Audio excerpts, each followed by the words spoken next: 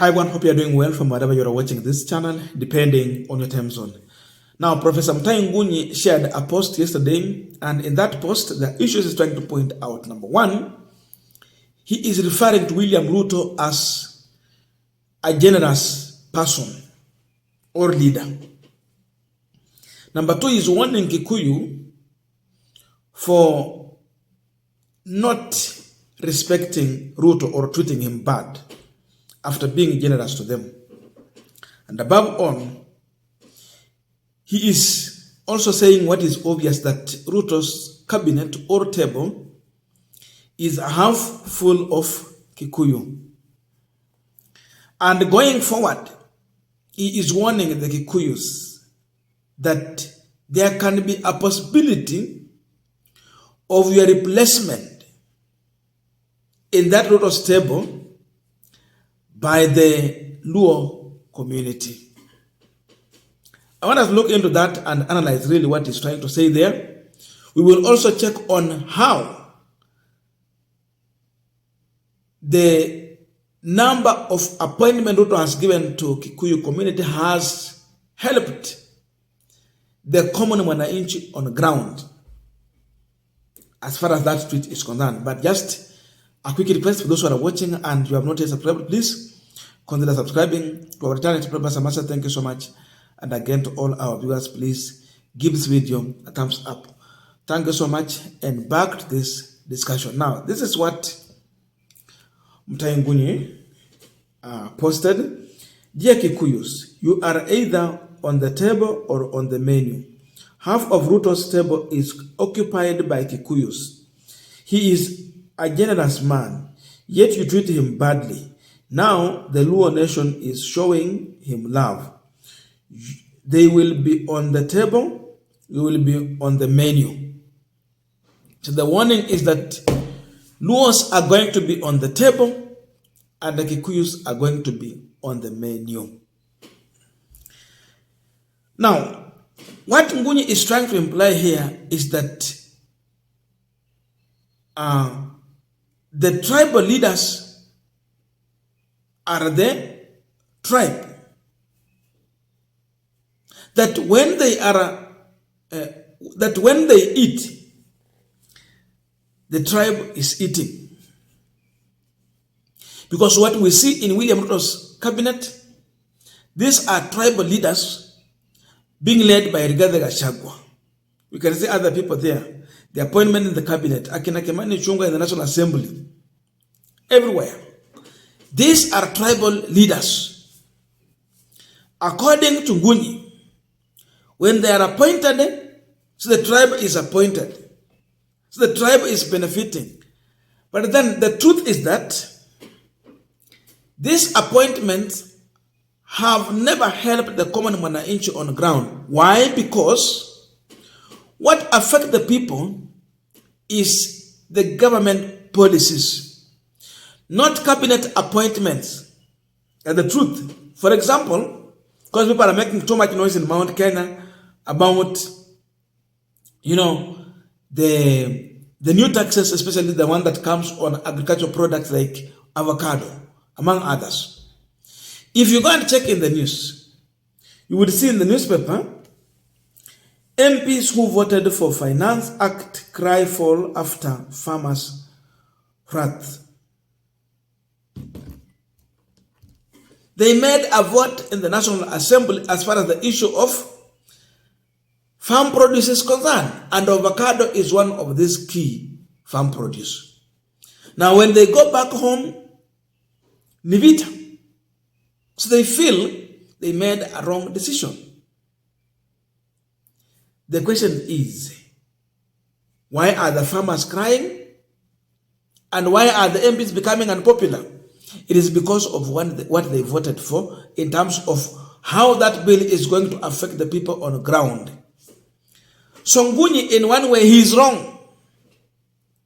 This is half-truth. The half-truth is that, yes, we have specific Kikuyu leaders who got appointments. Indeed, they are half of this cabinet, but there is no positive effect to the people on the ground, because even the decision these people make in the cabinet and the National Assembly, it has been against the people. So the truth is that the common mwananchi, a Kikuyu in Mount Kenya or elsewhere, is feeling the pain because of the policies that these people have put together. Whether in the National Assembly, whether in the cabinet, it has affected them negatively, but not positively. No matter how, even if Ruto will make his cabinet 100% Kikuyu, and he still want to control them to serve his interest, but not the interest of the people, there is nothing Kikuyu as a community can celebrate or enjoy under this regime. Hiyo ndio ukweli wa kwanza. And we have seen Kenya Kwanza coming up with the policies that is anti-people. They have robbed our pockets. They have killed our economy. They have destroyed our jobs. So, which Kikuyus are on the table? That Mutahi Ngunyi is warning that they will be on the menu. These are few leaders. And these are tribal leaders who are beneficiaries in Ruto's regime. Because they have a salary, they have office, they have tenders. But all policies they have come up with, they are anti-people. So, Kikuyu community has benefited zero. In fact, they are suffering the most under this regime. The beneficiaries are Ruto's allies from Mount Kenya. Hiyo ni ukweli ambayo inafaa tuambie wananchi openly. And by the way, being on the table under Ruto has been inconsequential to Kikuyu community. So, this warning is not meant for the Kikuyu community. The warning is being directed to the Kikuyu tribal leaders. That's my conclusion here.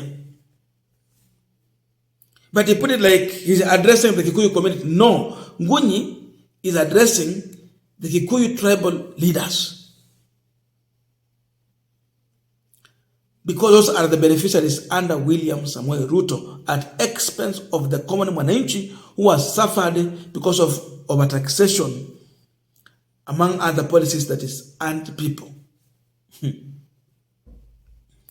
So, whether Kikuyus are going to be on the table or not, hamna mambo. But now let us come to the issue of Luos. This is now where the change comes in. For the shortest time, we saw Raila Odinga working with Uhuru Kenyatta during the handshake. We saw expansion of markets. We saw expansion of roads. We saw new roads being put up. We saw new, in fact, the stall ship in Kisumu being reconstructed and brought back to life. MV Uhuru is now working. So, by the time Raila worked with Uhuru, he taught us that a community can be on the table. And that was clear because people got jobs, the infrastructure was improved, and in that way the economy positively grew. Watu wa Kisumu and elsewhere can testify to this. So there is a difference between having Kikuyu leaders on the table and having Luo leaders on the table. For Luo, they will negotiate for the community and the people to benefit. But for Kikuyus, they have taught us under William Ruto, they negotiate for the deals with their friends and for themselves, but at the interest of betraying the common mwananchi. Because hata zile policy walikuja nazo, zile wanasupport, zinasababisha tu kusaidia mheshimiwa William Ruto na mambo yake, lakini sio mwananchi wa kawaida. So this is where now we draw the line. Tribal men who come for themselves and betray the people. But leaders who can come to the table and present the interests of the people. That's now where we can see a difference. So going by what we have been